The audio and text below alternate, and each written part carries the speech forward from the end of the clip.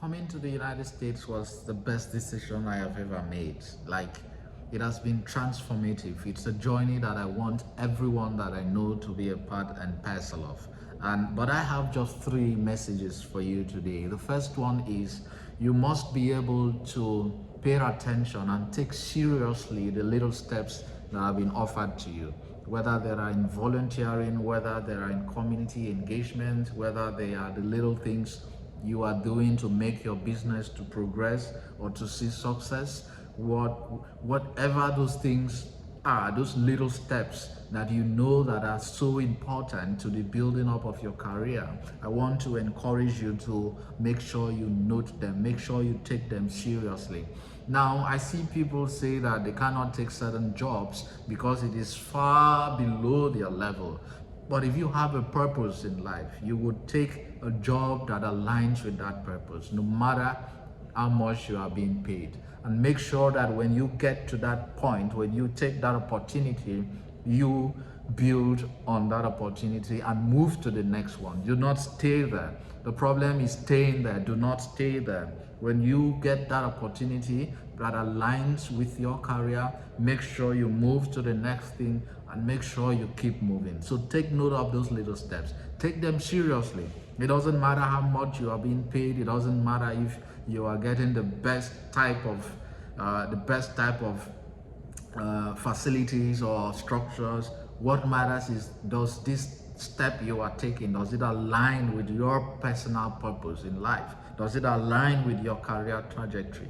Okay, I have my own career trajectory. I am right at that track. I am moving slowly but steadily to the point where I feel this is where I'm gonna be for a long time. So that is the first one. The second one is make sure you record your little successes and achievements. And it's not just to pepper them, like Nigerians would say. It's not just to make other people feel bad or envious or jealous. That shouldn't be your intention.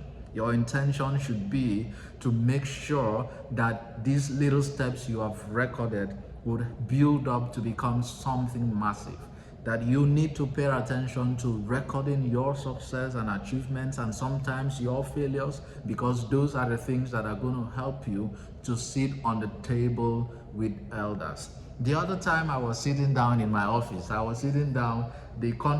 present country director was just there. Mustafa was just there by the right hand side, and this was in the general meeting, and I was sitting close to John Ludin and Mustafa. John Ludin was the former country director of Guatemala, and I was sitting right there at their middle.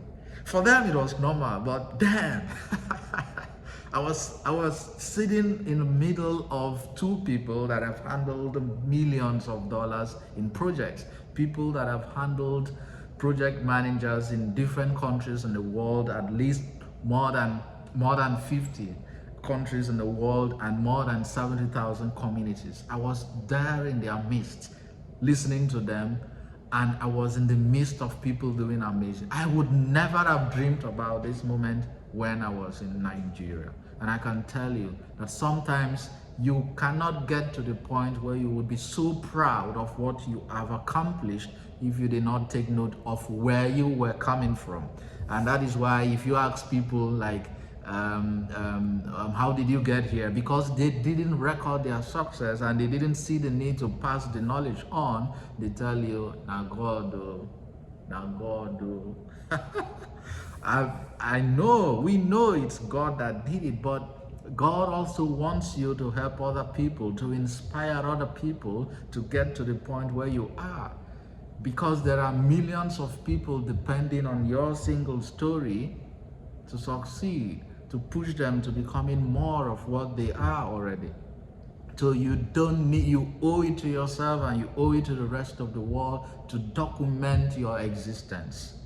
I tell you that I don't joke with it. And even if I come online to share my success stories, my failures, my accomplishments, and everything that have built me up to this point, I do that always with the intention of telling people, hey, look, you think it was easy? This is where I started from. You think it's hard? You think it's difficult? This is who I ask questions for. So I need to do that because there is going to come a time where I'm not going to have the time to do whatever it is I'm doing now. And then the last one is do not forget to collaborate. And this is incredibly important for people who are top leaders in their fields. If you are running a non-profit, or you are running a successful business, or you are running a tech company, or whatever it is you're doing, there's always a problem of collaborations. I tell people, and everyone I know knows this, especially here in the United States, I told them, look guys, I do not run a non-profit. I do not run a non-profit. But guess what?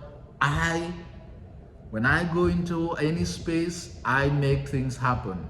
I make things happen. Because if I wait to register a non-profit, I recruit all the board of directors, get people to start doing things and reach the impact I want to reach, man, it's gonna take some time and of course resources. I'm a young guy, right? So what do? I reach out to organizations, to companies who are doing something similar that aligns with my career path. And then I take these, okay? And then I ask them, can I join you? So employment is not about being a boss or not. Employment sometimes and most times, for my sake, it's about discipline. It's about learning the grit to do the work.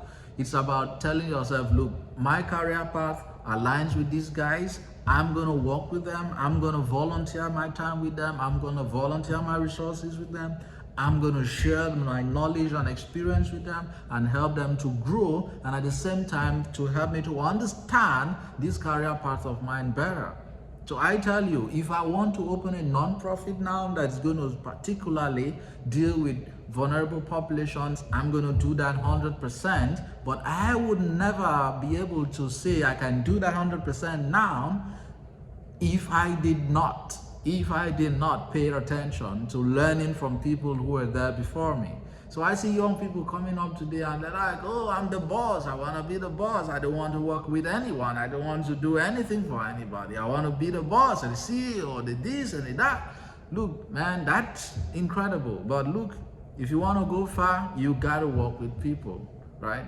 You got to collaborate with people, okay? So these are the things I want you to know. First one is take very seriously the little steps. Take very seriously the little steps, because they are going to build into becoming something. You are going to be amazed, and when you look back, you will remember that this was because of the little steps you took seriously. Okay? And the second one is make sure you document your little steps. Make sure you document everything, your processes, your failures sometimes, maybe to yourself, your rejections, your successes, your achievements. Make sure you record all of them.